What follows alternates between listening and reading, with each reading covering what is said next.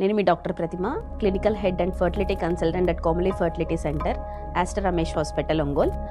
ఇవాళ అసలు poor ovarian reserve అంటే ఏంటో తెలుసుకుందాం.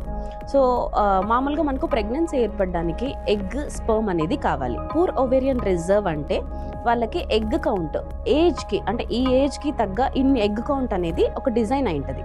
సో దానికంటే తక్కువ ఉంటే పూర్ ఓవేరియన్ రిజర్వ్ అంటాం.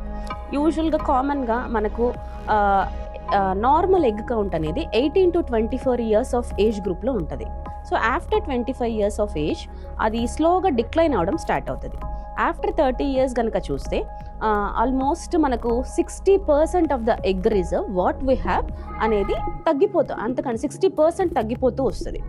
సో ఇప్పుడు మేబీ ఎగ్ రిజర్వ్ ఇంకా చెప్పాలి అంటే ఇది ఆల్మోస్ట్ ఒక 50 ఇయర్స్ ఆఫ్ ఏజ్లో ఉండాల్సిన ఎగ్ రిజర్వ్ మనము ఈ మధ్య కాలంలో 18 to 24 ఇయర్స్ ఆఫ్ ఏజ్ గ్రూప్లో చూస్తున్నాం. సో దీనికి కారణాలు ఏంటి అంటే because maybe like what to say global warming, like ఎక్కువ పెస్టిసైడ్స్ యూసేజ్ కానీ, పొల్యూషన్కి ఎక్స్పోజ్ అవ్వడం కానీ, లేదు కొందరికి ఏంటంటే లైక్ ఫ్యామిలీ హిస్టరీ ఉంటుంది. లైక్ వాళ్ళ మదర్కి ముందుగానే మెనోపాజ్ వస్తుంది. ఆ మెనోపాజ్ వచ్చిన వాళ్ళకి, అలాంటి వాళ్ళకి ఈ ఎగ్ రిజర్వ్ అనేది ఇన్స్టెడ్ ఆఫ్ 40 ఇయర్స్ కంటే ముందు 18 ఇయర్స్ 20 ఇయర్స్ అప్పుడే తక్కువ ఏజ్ గ్రూప్లోనే ఈ ఎగ్ రిజర్వ్ అనేది తగ్గిపోతూ వస్తుంది. కొంతమందికి జెనెటిక్ ప్రాబ్లమ్స్ ఉండొచ్చు.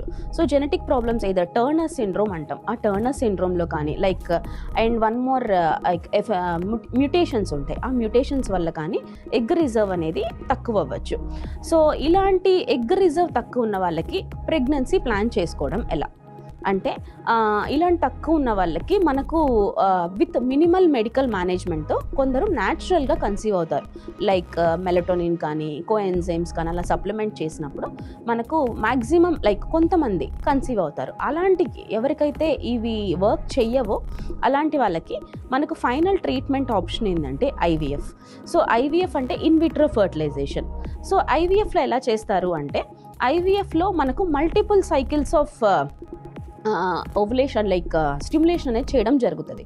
సో ఫస్ట్ ఫ్యూ సైకిల్స్లో మనము ఎగ్స్ కలెక్ట్ చేస్తాం. చేసిన తర్వాత మేబీ ఫస్ట్ సైకిల్లో మనకు ఒక 2 ఎగ్స్ రావచ్చు, నెక్స్ట్ సైకిల్లో మనకు ఒక 2 ఎగ్స్ రావచ్చు, థర్డ్ సైకిల్లో ఒక 2 ఎగ్స్ రావచ్చు.